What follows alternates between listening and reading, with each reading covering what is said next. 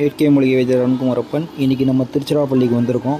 திருச்சிராப்பள்ளி ரயில் நிலையத்திலேருந்து வெளியே வந்தீங்கன்னா இப்படி ஒரு அற்புதமான ஒரு பழமையான ஒரு முருகன் கோயில் இருக்கும். ஆமாங்க, இதுதான் வழிவிடு வேல்முருகன் கோயில். மிக பழமையான கோயில்.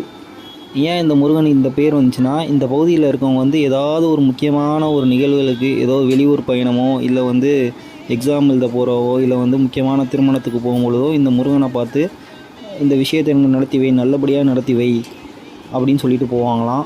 வழிவிடுன்னு சொல்லிட்டு போவாங்களாம். அதுக்காக தான் இந்த முருகனுக்கு இந்த பெயர் வழிவிடு முருகன்.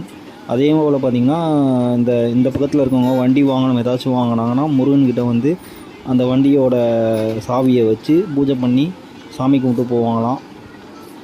அதே மாதிரி பார்த்திங்கன்னா இந்த ஏற்கனவே வெளியூர் போகிறாங்கள அவங்களாம் அந்த காரியம் நல்லபடியாக முடிஞ்சுன்னா திரும்பியும் முருகனை தரிசனம் பண்ணிட்டு சொல்லிட்டு போவாங்களாம். அதனால தான் இந்த முருகன் இந்த பெயர். நீங்களும் திருச்சிராப்பள்ளிக்கு வந்தீங்கன்னா இந்த அற்புதமான ஒரு பழமையான இந்த வழிவிடு முருகனை தரிசனம் பண்ணி வாழ்க்கையில் வெற்றி பெறுங்க. சின்ன கோயிலாக இருந்தாலும் நீங்கள் நினச்ச காரியம் நிறைவேற ஒரு கோயில் வழிவிடு முருகன். திருச்சிராப்பள்ளியில் இருக்குது, ரயில்வே நிலையத்துக்கு எதிர்த்தாப்பில் இருக்குது. தரிசனம் பண்ணி வாழ்க்கையில் வெற்றி பெறுங்க. வாழ்த்துக்கள்.